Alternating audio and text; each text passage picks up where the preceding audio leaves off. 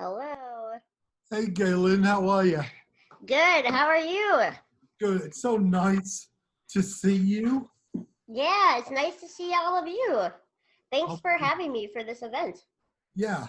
I'm just going to introduce this and hand you over to Molly, who's moderating this panel. Gaelynn, Ace, Shawna, how are you? Hi, how are you doing? Can you hear me? Yeah. Fantastic.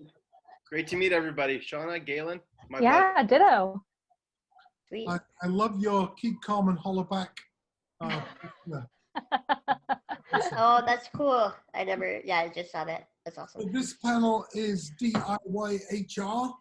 I'm going to hand you over to Molly Compton, who put this panel together and who has been so ridiculously without whom none of this would be happening today. So thanks. Yeah. Thanks Thank you, to Molly. Yay, Molly. Molly's awesome. I'm going to put my mask on, mute my thing, and I'll see you on the other side. I'll be listening. Sweet. Oh, the Zoom, the famous, you're muted. I'm so excited.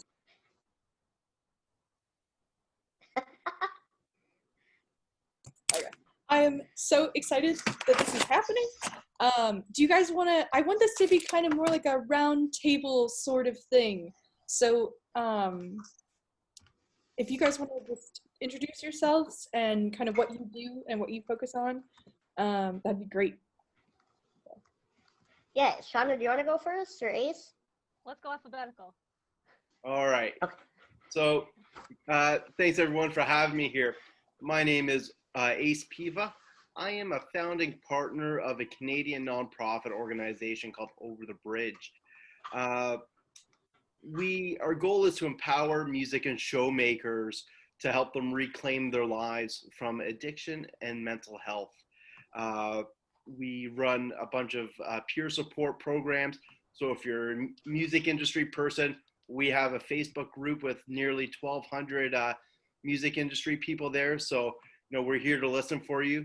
In addition, we do run 2 Zoom support peer group meetings on Tuesdays and Fridays from 2 to 3 p.m. Eastern time. So if you're in Chicago, that is between 1 and 2. So, and there's a short of the long. Thank you very much. Oh, I'm not good at the alphabet, I guess. Sorry.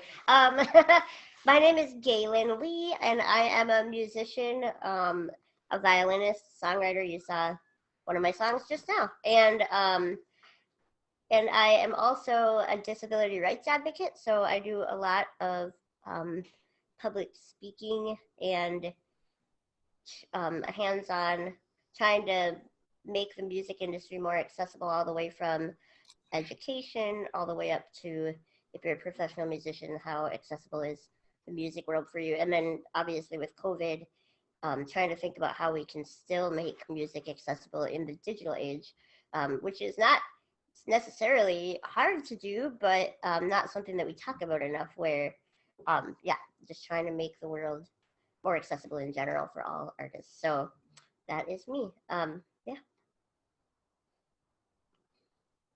Oh, I cannot. You can't hear me? Oh, there we go. Oh, now we can. Yeah. Hello. Okay. My name is Shawna Potter. I'm the singer for a band called War on Women, which is a feminist punk band. I'm also the author of this book called Making Spaces Safer, which is a guide to giving harassment the boot wherever you work, play, and gather. And it's based on my last, 8 years experience of training venues and spaces of all kinds into being safer spaces. So what kind of protocols do you need in place? What do you do in the moment when someone says, hey, I was just harassed? How do you make sure it doesn't happen? And what do you do after the fact? So I've been training people for a long time. I put it all in this book so people could do it themselves.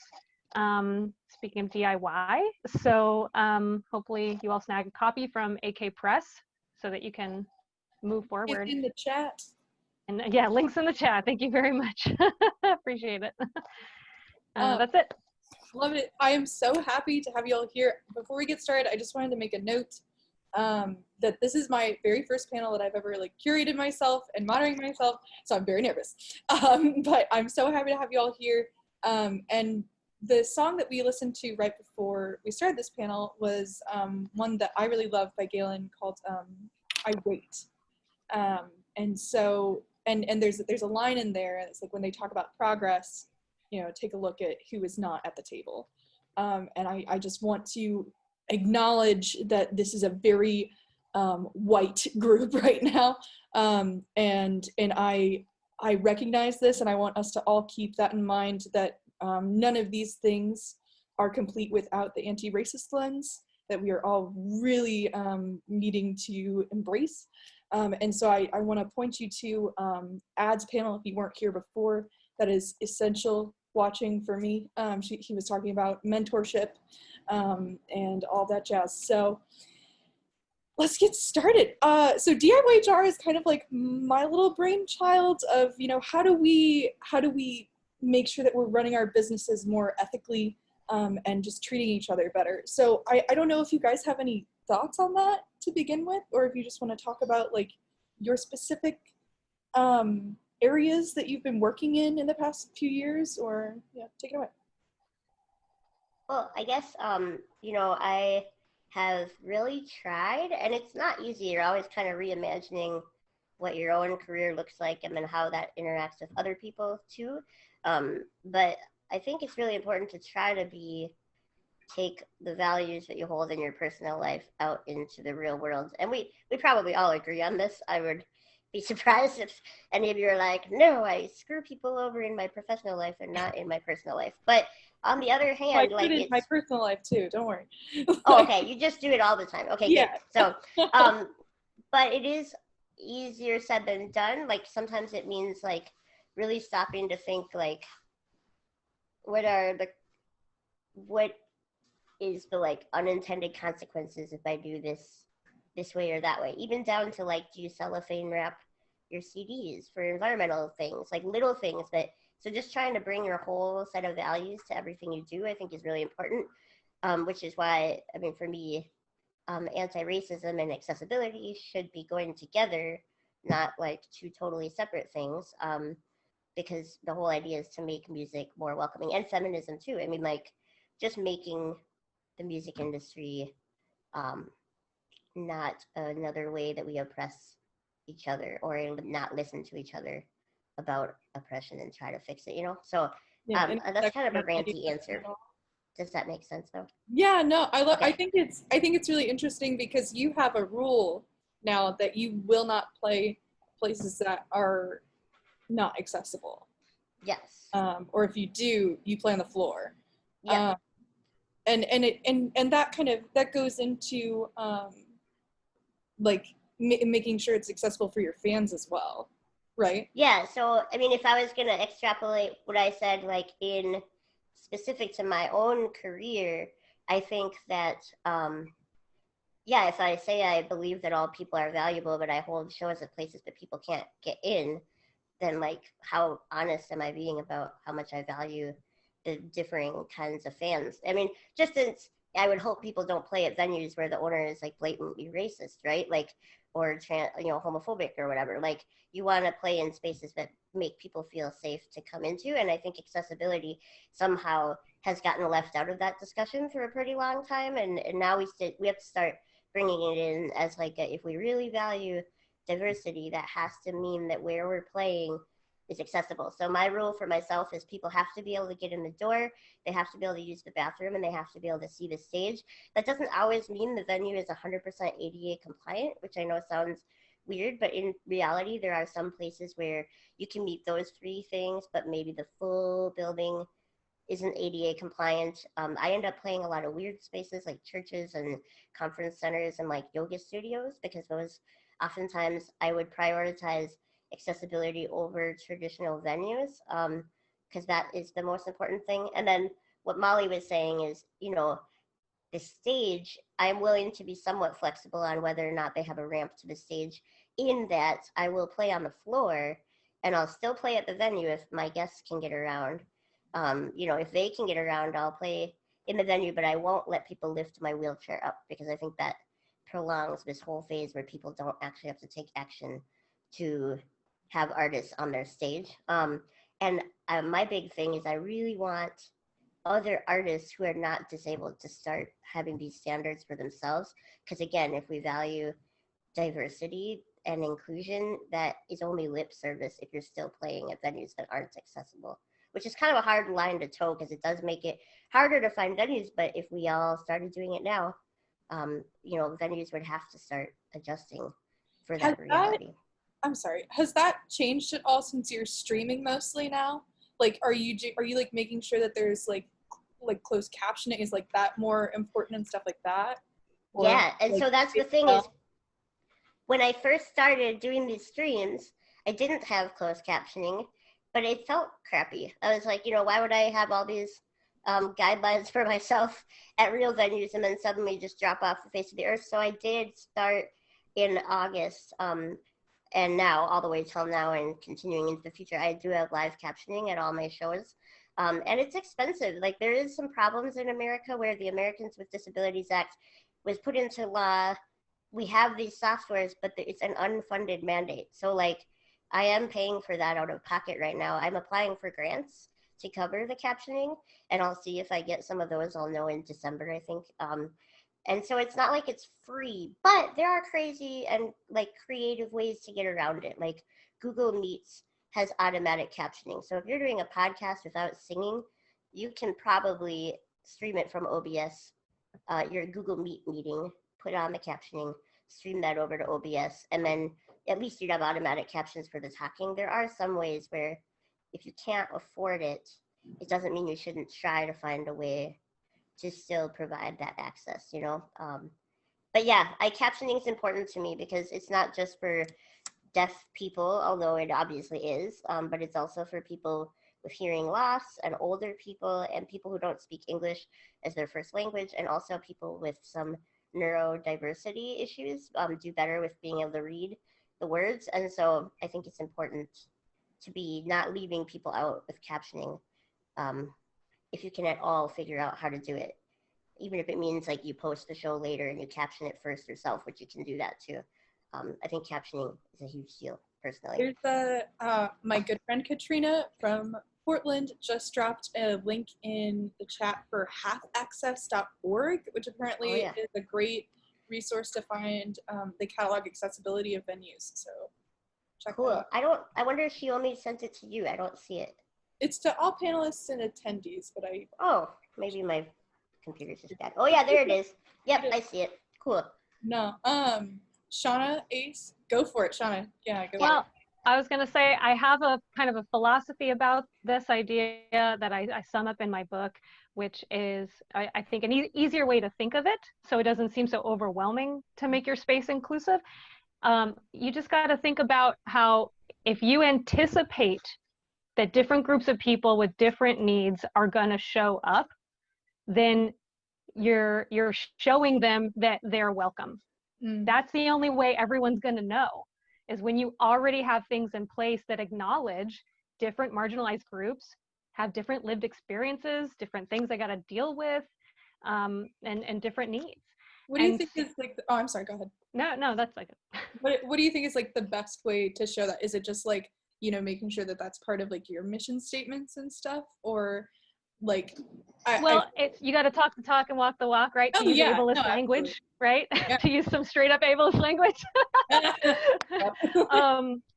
So it's so important to have policies and protocols in place for everything. What happens if someone's sexually harassed? What if someone in the audience is harassed? And not even just sexual harassment, right? Any identity-based or hate harassment.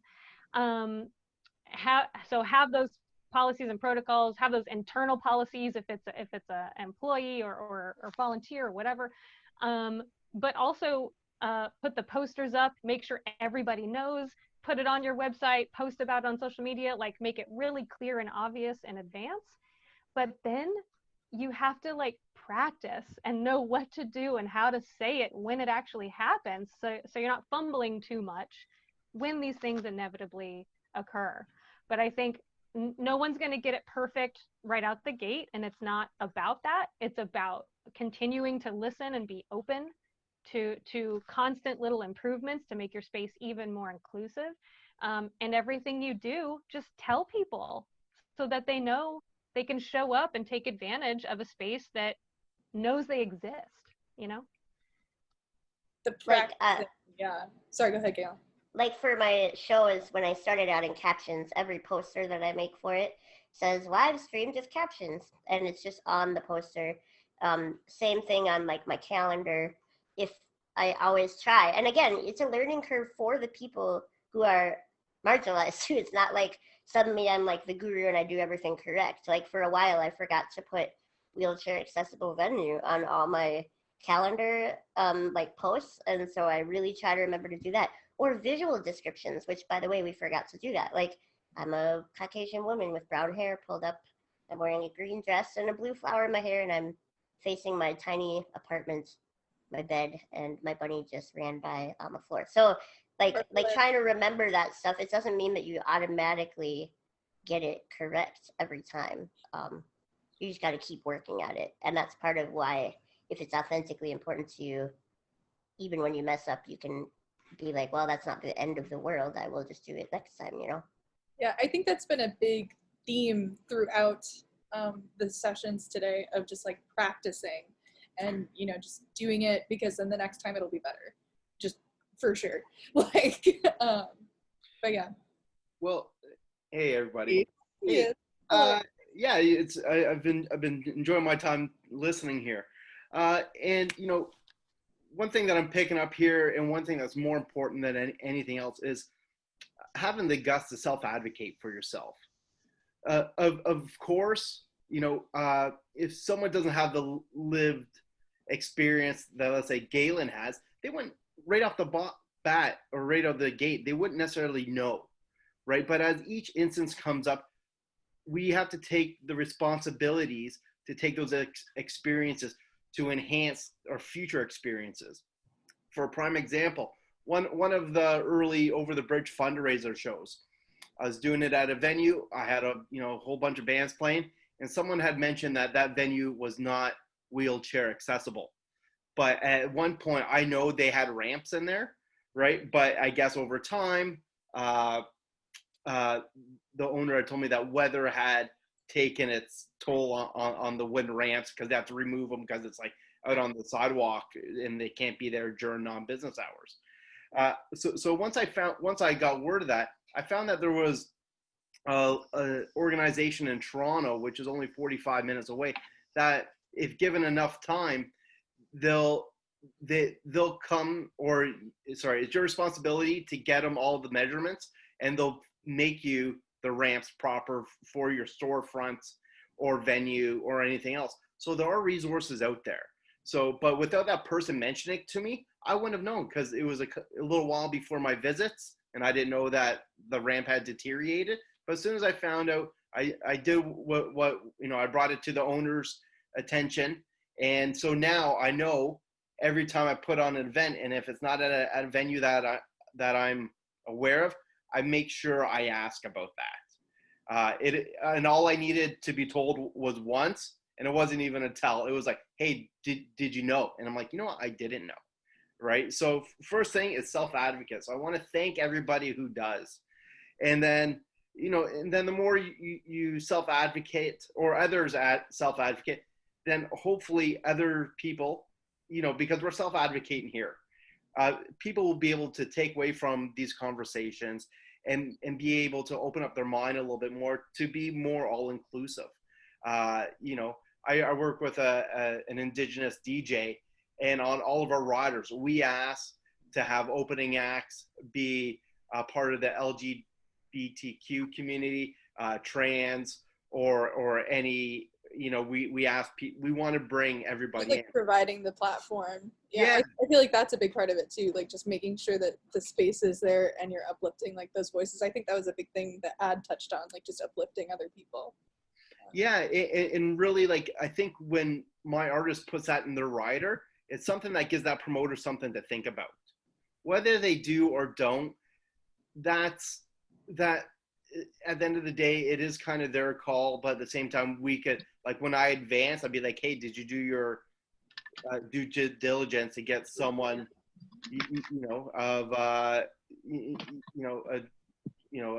someone of color, someone of, just don't put another white guy on there. And I'm saying that as a white guy. Well, and that's where we could also be adding disability, because I've been trying myself to have opening acts that are disabled, but not necessarily all white disabled people, because that happens a lot too. So yeah, you're totally right, but that's a great way to just kind of have that change happen kind of more naturally, to be like, this is what I want to partner with as an opening act. That's a cool way to put it in your writer. But one thing what we do find challenging is, because although we are offering that platform, sometimes finding, because he's an Indigenous DJ, and there's not many Indigenous DJs up in Canada to begin with, right?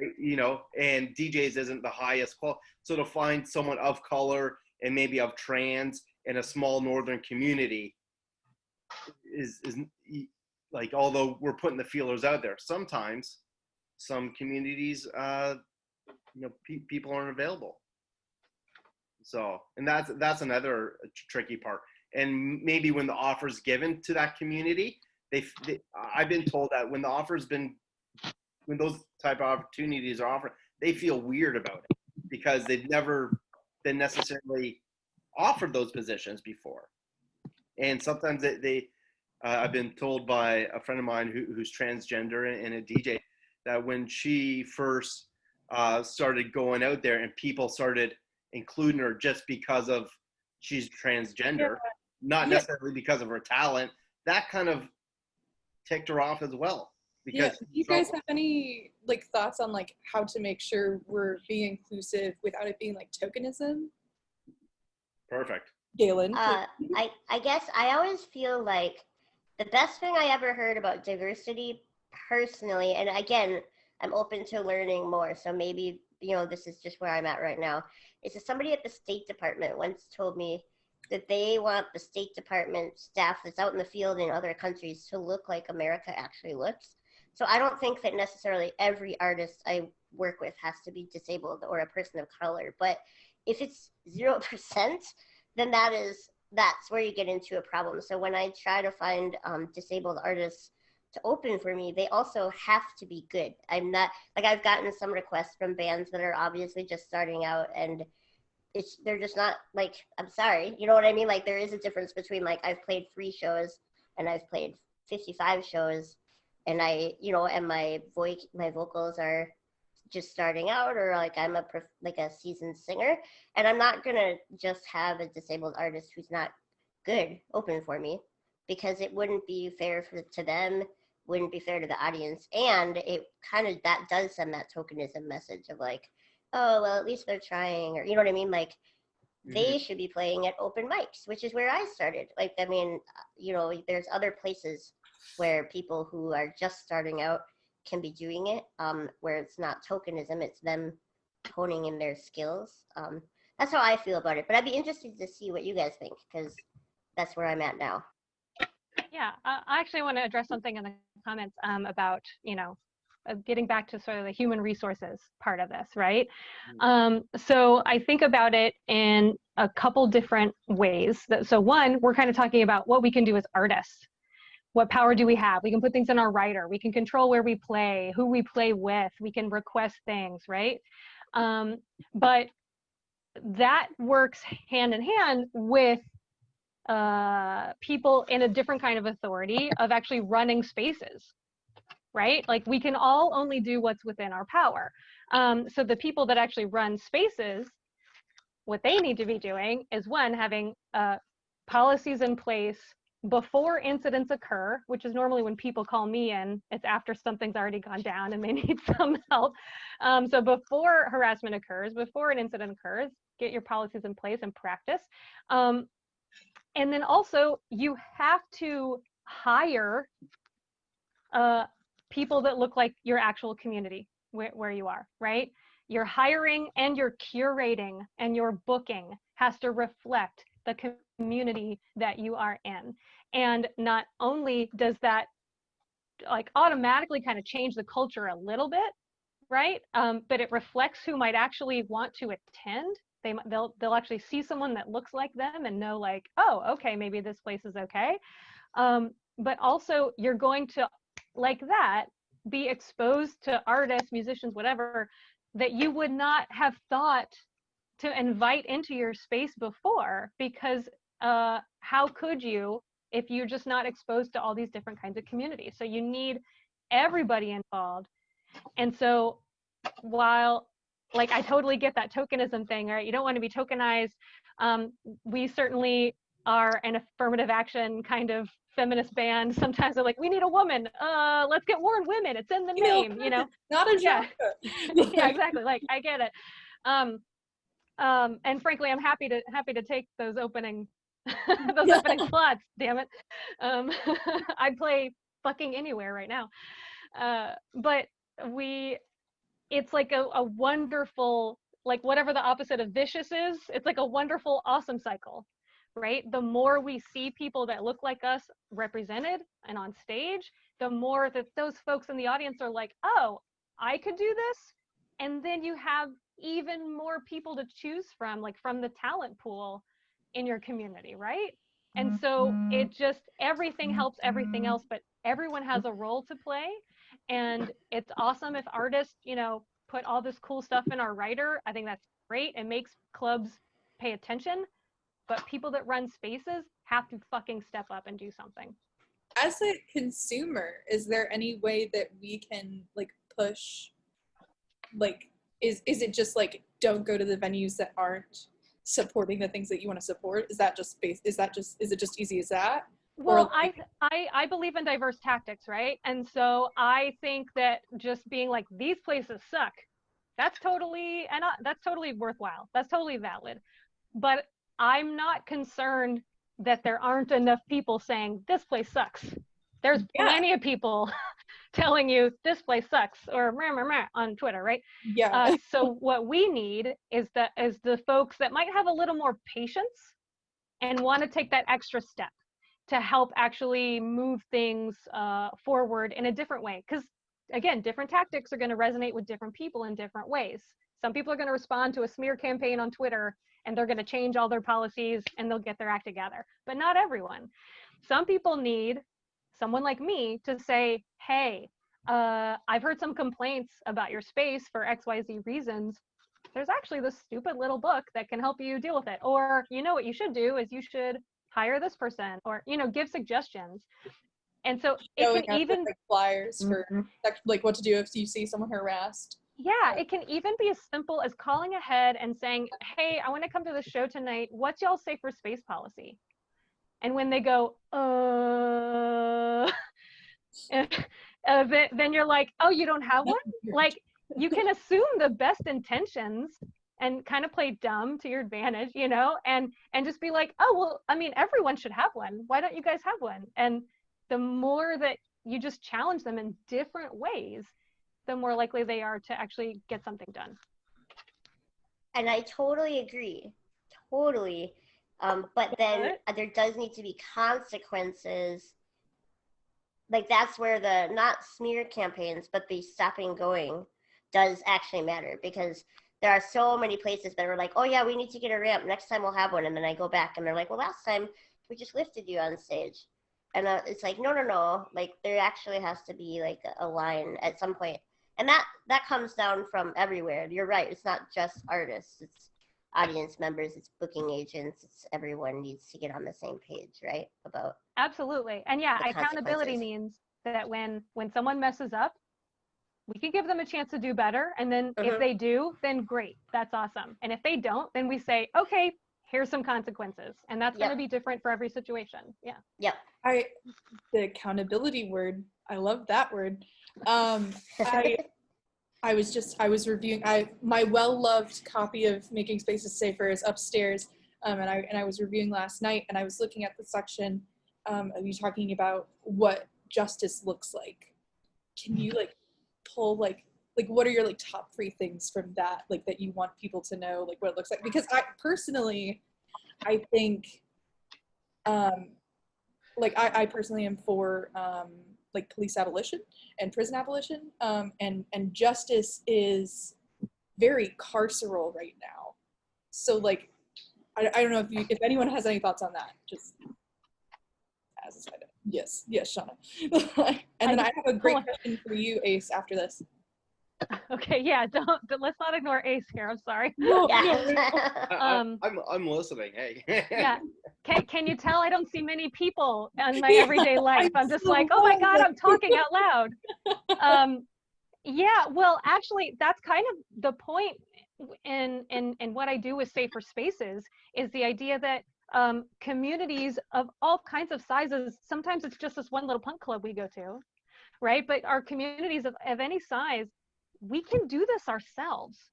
We don't fucking need the cops, you know? We don't need their help to keep profiling people of color or people that might be intoxicated in some way, or people that are undocumented, or people that are trans. We don't need them to come in and start profiling everybody and make assumptions about who's actually being harassed or not. And so the point is for us to do it ourselves, and we do that by making our intentions very obvious and clear. We have to let everybody know what's expected of them when they come in the space. Then we have to follow through with actually making sure that behavior happens, and that is what builds trust with marginalized communities that often are like, you said you'd have the fucking ramp. Where's my ramp? You said you'd have the ramp, right? Like, follow through, do the thing that you say you're gonna do. And then like actually take care of putting people on stage that actually like the community too. And so we really can do it all without police, and we should. And that's the thing is, I think, you know, that whole like in the Me Too movement, like believing the victim. I think it's really important if people who are being like targeted and murdered by police are saying we want to do this instead, we should just do it. And I'm saying, hey, artists, don't play at inaccessible venues. If the oppressed person is saying this is a solution that I think would work in my practical life that I have experience in, please like get on board. It's just time to get on board. And so if police reform involves like defunding the police, and that's what people want, there is no good reason in 2020 that at this point, and I you know, and that's what I think. And it doesn't mean that we know the outcome, but we never know the outcome of anything that we put forward. You know what I mean? Like, I know that there's probably going to be growing pains and changing and all this stuff, but it's time that we actually listen to the communities that are getting screwed over and say what would work, because they're going to know. I mean, that's the reality. Practicing listening, I think, is the best thing that we can do right now. Ace, I have a question for. Everyone is allowed to answer this, but I feel like Ace would have some particularly good resources to point us at. Christian Simmons says, "What are resources that can be utilized to help facilitate, like help people better understand mental illness?"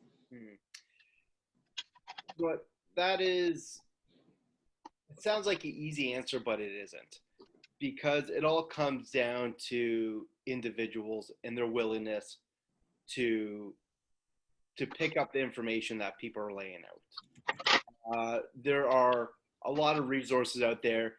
My favorite thing to do is go out there and join the conversation. You know, I'm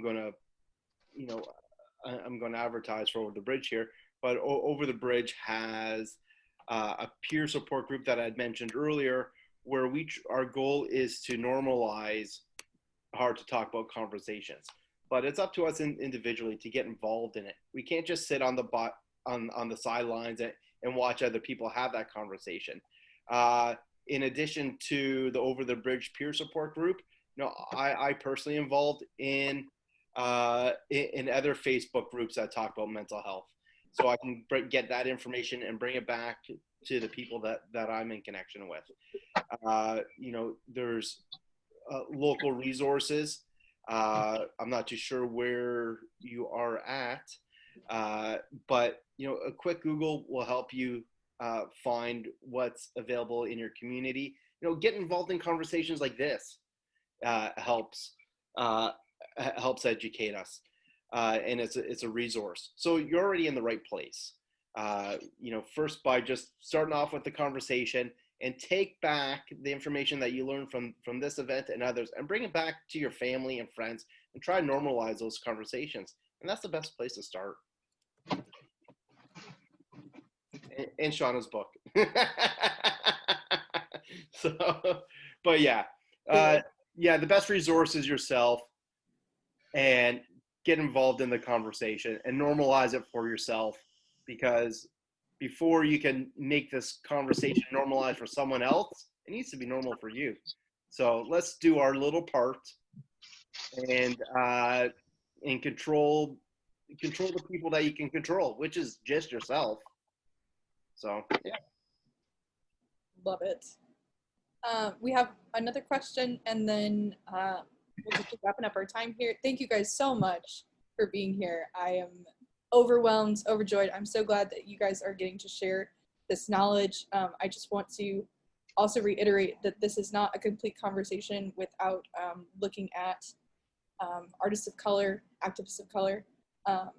If you have some of your favorites, feel free to shout them out. I would love to know who you guys are looking to.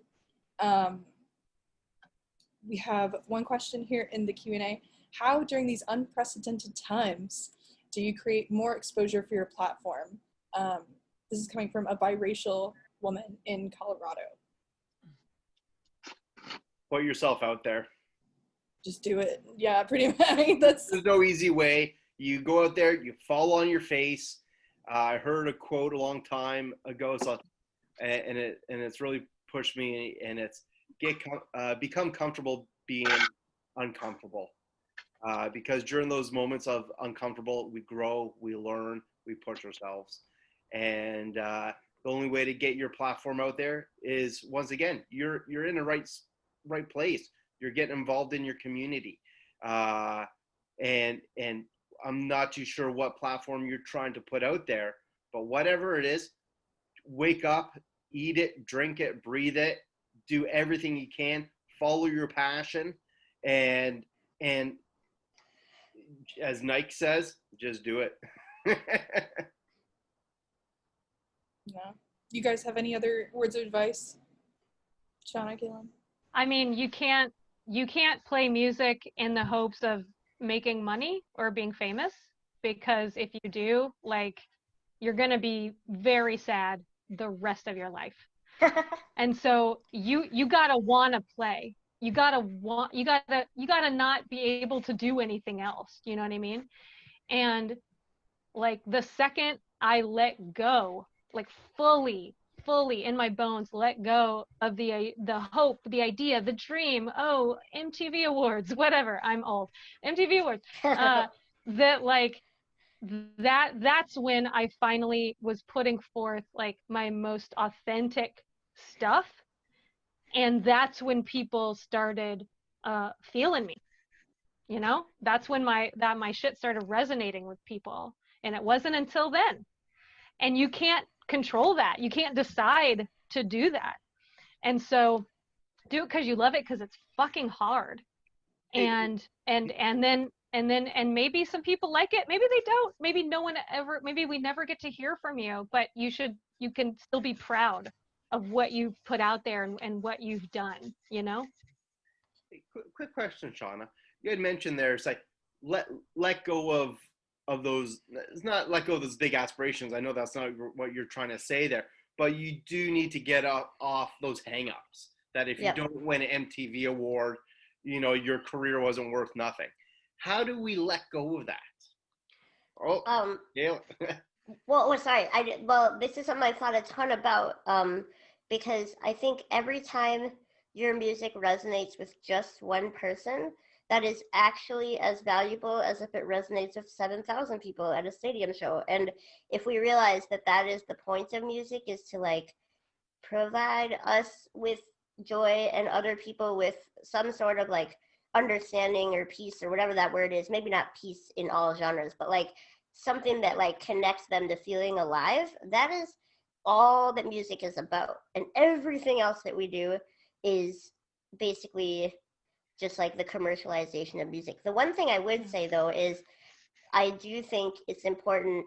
Well, we shouldn't be like, I gotta be famous, or like that's definitely not. You're right. You'll be just depressed for the rest of your life because there's always going to be someone more famous than you too. Like that literally will never end. But and the one thing how many big people at the top of the mountain are as happy as we think they are? well, that's the other thing too. But then the last thing is that the thing that you do need to do though is do your craft regularly. So during the pandemic, if we're going to talk specifically now, I made myself pick a weekly showtime. It's 2:00 Central Time every single Sunday. I go live on YouTube and I do a show every single week. And I had to change it up. Like now I have special guests to keep it interesting for me and them, and I still perform at the end. But like the point is I've been doing that for like 45 weeks now, and finally, it is starting where more people are starting to see it every week. And it's not that I am doing that for some master plan of like becoming Bon Jovi. I don't know why he's the first person that came to mind, but whatever. But the idea of like consistency is it's your job. Like if you love music and you really do want to do it professionally, then you have to think of it as like a commitment that you're making. It doesn't mean that you have to stay with that commitment your entire life. But if you're frustrated by how slow you're moving, are you really doing all the stuff that you could be doing? And like if you are going to be like mad about or like frustrated with the scope of your career, then it's time to get creative and think of more stuff. I think that's where Martin Atkins really, he does way more than I'll ever want to do personally. He's very busy. But like the idea that you can be doing more, and if you're not happy with where you are now, part of it is like, well, then get somewhere else. Like do more stuff that will bring you closer to your goal without obsessing about the fame piece. That's really important too. Rant. Sorry, I'll stop talking now. Don't underestimate capitalism's role in making you think you have to your music career has to be a certain way. Do you know what I mean? Exactly. Like it fucks us all up. So redefine success. Exactly. And yes, it takes discipline and get your priorities straight, which includes safer spaces for everyone. What's the point if we're not all welcome and feeling safe everywhere? Absolutely. Yep. One of in Martin's third book, Band Smart, which you can get for free at martinatkins.com. He says, you like that? He's not even listening to me. Oh no, he talks about defining success for yourself and success on your terms, and it's just like any other festering disease, internal, and you just have to find that. This has been such a great time. We have someone who has raised their hand, Shonda. I'm going to allow you to talk, Shonda. You can unmute yourself and you can ask your question if you like. Hi, thank you so much.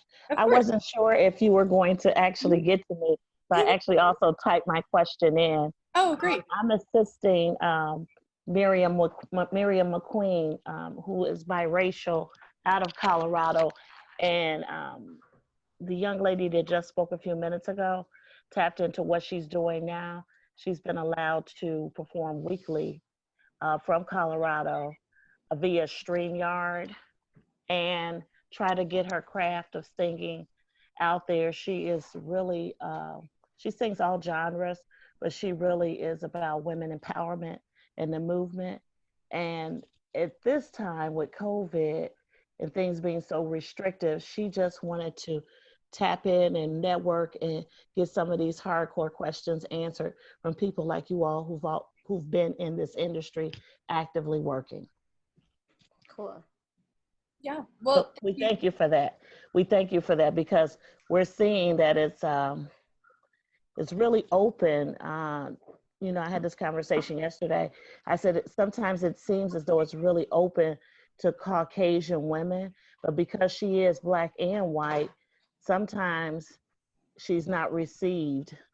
And we're just trying to figure out how to type in and get that inclusivity that you all are talking about. Well, I think right now with the current, climate with COVID and all that stuff, what your client is doing is amazing. She's putting herself out there. She's going on the stream, putting herself out there for a live stream. And at this point, that's what we're doing. And whoever's going to be attracted to what she's putting out is going to be people who love her and her music for that. And the people who aren't, hopefully they ain't bugging you. And if they are, delete them.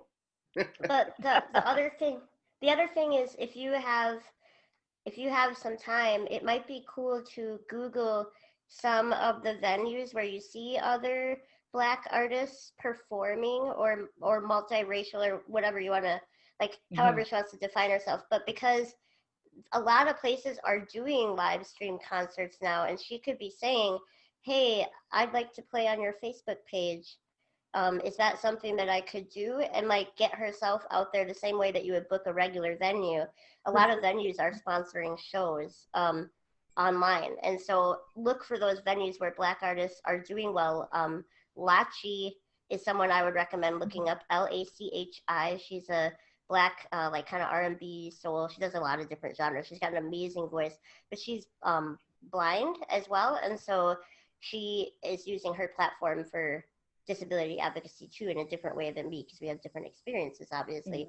But you're right. She said too, like, Black artists aren't always like is received in certain places, which is dumb. We have to work on that, obviously, but start looking at the places that are already embracing that kind of music that your client's doing, and the diversity that she represents, and put yourself out there by saying, I'd like to do a live stream on your page, and see what they say. I mean, they might not be able to pay you a lot because nobody can right now, just so you know. But at least she could get her name out there, and put her links out there, and her online merch and blah blah blah.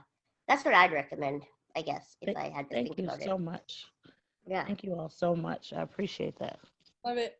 I thank you so much. It's lovely to meet you, Shonda. I'm gonna mute you now. Okay.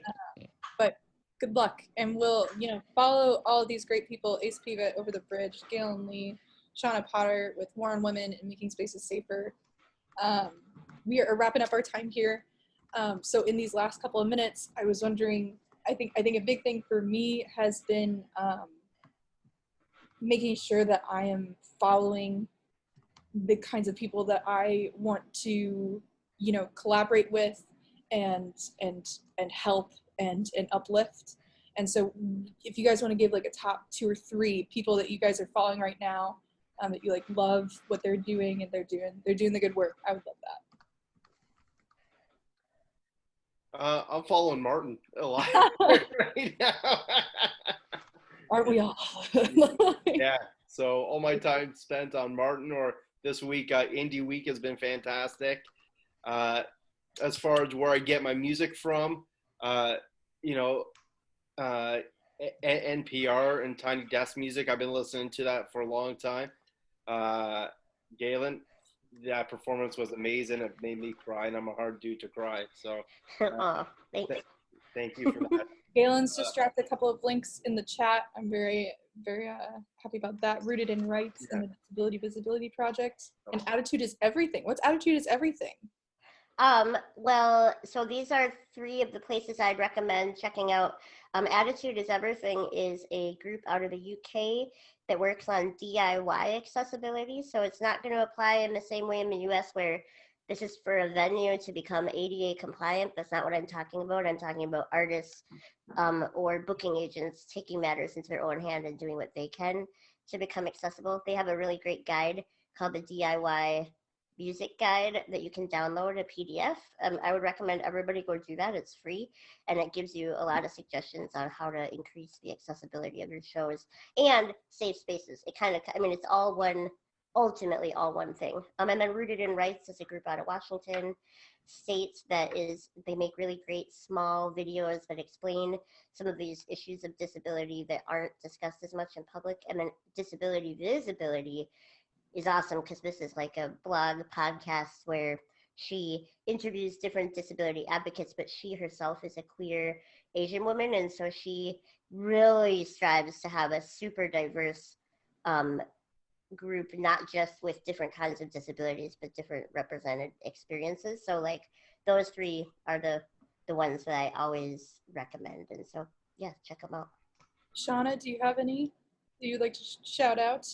Yeah, I just dropped a link for something called saferspaces.org, which is so my book is awesome, obviously, but I in my book I basically say you need a policy, you need a policy. Here's a couple examples. This website walks you through exactly how to create your own safer space policy, and it's so thorough and it's researched, and I totally vouch for it. It's great, great, great. So if you are in charge of any kind of space of any kind, like check out that website. Another group that I'm following is Seeding Sovereignty. I'm learning more and more about land acknowledgements and giving land back, and more about the struggles of Indigenous people. And so Seeding Sovereignty is a great organization to check out. And then there's also, I can't think of music. My mind goes blank when people ask me what I'm listening to. I'm just like, nothing. War on Women just had a track drop or an album drop, right? War on Women just released our full-length record, and it's called Wonderful Hell. And it is great, by the way. Thank you. It's on Bridge 9 Records. And so another note about supporting people is to buy their shit directly, right? Don't stream it. Don't stream anyone's music without buying it. So get it on Bandcamp, get it from our record label, Bridge 9 Records, and then stream it all you want. That's fine. But like Spotify is terrible right now for artists. It always has been, but it's really bad. So definitely Bandcamp or directly. And yes, please buy albums, because no one can tour. No one can make any money playing shows right now. So everything helps, as you all know, I'm sure. Hey, Shawna, before we go, I just want to say I caught the video that you did with 2 Minutes to Late Night. Which one? Oh, how many have you been on? I've gotten 2, I think, with you in it. We did War on Women did a Katy Perry cover. I've also been in a couple skits, and then I also did a Van Halen cover band where I was Diamond Dave. Yeah, that was the one I caught. I was like, oh, who's Super this? fun. And then I found out we were doing this, and I was like, oh, sweet. Yeah, really fun. I miss that. 2 Minutes to Late Night's great. Yeah, It's anyway, been thank you. such an energizing hour. Thank you guys so much. I am so grateful that you guys took the time to be here. Much love to all of you guys. As a reminder, this is not a complete hour without looking at the voices and the needs of people of color and Indigenous peoples. So please, take some of these resources that we've dropped in the chat and do your research and uplift people where you can. That's all we can do. So much love to all of you.